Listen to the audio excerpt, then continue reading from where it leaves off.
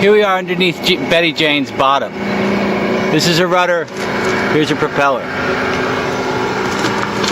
These are zincs. These are sacrificial pieces of zinc that protect the more expensive brass or bronze fittings from electrolysis, which can come from anywhere, other boats. So the electrolysis attacks the zinc rather than the more expensive metal. And you can see some of the pitting. This one's badly pitted. It goes here on the prop shaft.